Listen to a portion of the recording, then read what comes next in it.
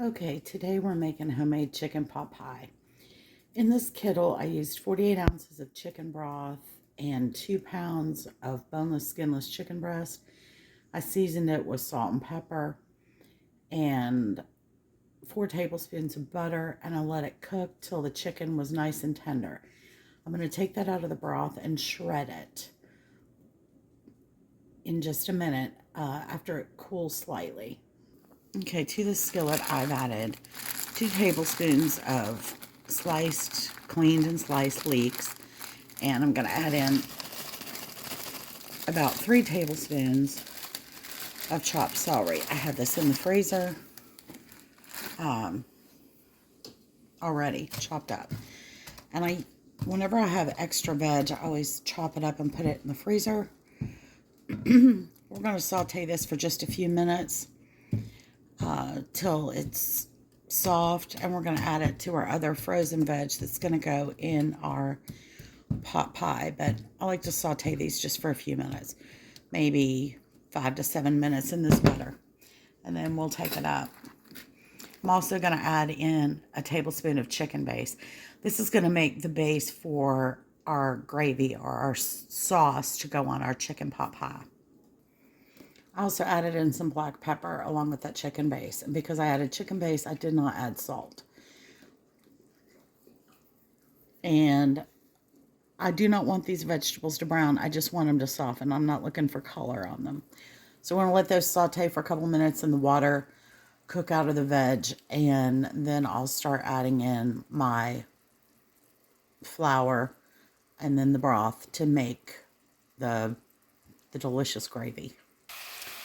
Okay, that's just about cooked down. And to this, we're going to add 3 to 3.5 tablespoons of flour. Okay, I whisked the flour around into the butter. I'm going to let this cook for just a couple minutes. Again, this is for a chicken pot pie. We're not looking for a darkened color like we would with a beef gravy or even a pork gravy. I'll let it cook a little bit, let it pick up a tiny bit of color, but it's fine if it's blonde. And then we'll start adding in chicken stock and whisking that around. I'll show you when I start that step. Okay, we're going to start adding, you see we let it brown just a little bit. We're going to start adding the chicken stock in slowly. And we're going to keep adding that in until it starts making our gravy. Keep going. Okay, whisking all the while. You don't want to stop whisking, because you want to break up that flour. That's what keeps you from getting lumps. And you just keep whisking. Get some more out of that pot. And we're going to keep adding chicken stock until all our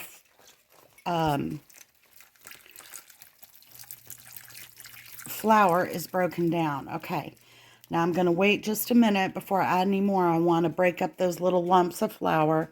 It just takes a little patience. That's all. Just keep going. And when it starts to get a little too thick on you, then you add a little more flour. Now, I put in 3 tablespoons of flour, and I've not put in 3 cups of liquid. So I know I don't have enough. Okay, so I'm going to add some more. It's starting to thicken on me again. Okay, I have an assistant today because I don't have 3 hands. And again, each time I incorporate that, and that's about 2 cups so far, so I know I'm still going to need more yet, because again, I put in those 3 cups of flour, or 3 tablespoons of flour, excuse me. But I'm going to give it till it starts to thicken. And then as it gets a little stiff, I'm going to add in another 1/2 cup. Just let this cook for another minute. Okay, we're ready for a little bit more chicken stock. Go ahead and add that in. All right. And I'm going to stop right there because the vegetables let off a little bit of water. And I'm going to check this, let it cook for a minute, and see if it's thick enough. If not, I'll add a little more chicken stock. This is out of the stock that I poached my chicken in. So I'm going to let this cook for a minute. And then what am I going to do? I'm going to taste it. and see if it needs salt, if it needs pepper, if it needs anything. So let's let this cook for a minute and we'll see where we are. Okay, I added in my last half a cup of chicken broth, and I'm just letting this cook down for a few minutes.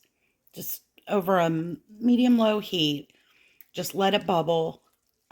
Whisk it every few seconds, and because we want this to thicken, and then we're going to add our chicken and our, believe it or not, frozen vegetables right from the bag into this, and we'll put it in our casserole dish and put some biscuits on top, which we will, of course, season.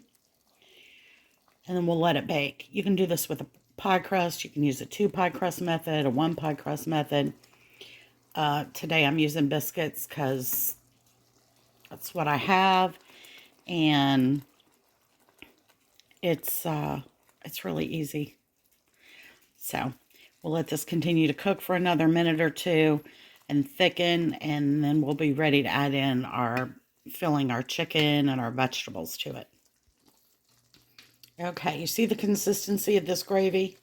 This is perfect because it is going to thicken as it cools down. Also, we're going to be adding, the veg to it and the chicken that we cooked and shredded. So this is just about right. And we'll start assembling in just a minute.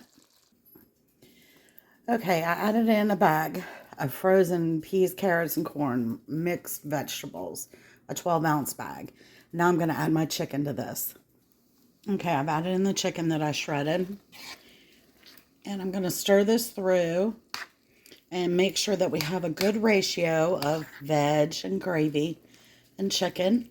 And if I need a little more veg, I have some extra frozen peas and carrots. If we need a little more chicken, I have some of that. I haven't quite finished shredding yet. So we're going to mix that through, and I'm going to taste it. All right, I've tasted it. Seasoning's great. Plenty of salt, pepper. We're good to go. I'm just letting this cook on low on the stove for a few minutes, and I'll tell you why. I'm using frozen vegetables. I want them to release their water here on the stovetop and evaporate so that they don't thin down my gravy when I put them in the casserole dish and put the biscuits on top. So I'll just let it cook here for about 10 minutes. And let them release their liquid. I'll stir it. I don't want it to stick or burn in the bottom. But just for about 10 minutes till those vegetables are thawed and they've released their water and it's cooked off. So as soon as that's done, we'll start our assembly. Okay, next step, I'm just going to use a ladle and put that in my pan that I've sprayed with Pam and I have sitting on a cookie sheet just in case. Okay, I've now got that in there. I'm going to take a pan of, these are Pillsbury biscuits. I got them on sale at Kroger. And it won't take all 8 of those. The extra couple I'll bake here on the side. They will not go to waste. But we're going to open this and put them on the top. I've preheated my oven to 375, which is the instructions on the biscuits. Because remember, we're just cooking to make sure those biscuits are done. It'll take a little longer than what it says. It says about 11 to 15 minutes because we want the bottom of them to get done as well, cooking in that liquid. So that probably take closer to 20 minutes, but we're going to open these and put them on top. I'll show you that next. Okay, I was wrong. They all fit in there perfectly. But we're going to season the top of these. We're going to put a little bit of black pepper on them because other than butter flavoring, they're not seasoned. And we're going to put a little bit of onion powder on top of them. And if you want, you could put a little bit of garlic salt on them. My gravy is plenty salty, so I am not going to season these with salt. But we're going to put these in the oven, and then I'll show you what it looks like when they're done. All right, there it is. Beautiful. The biscuits are done. I checked underneath. Our gravy's bubbling. I'm going to let this sit for about 10 minutes or so till it all settles down and cools and is easier to spoon out. But there you have it, homemade chicken pot pie, the biscuit method. Super easy, delicious. Enjoy.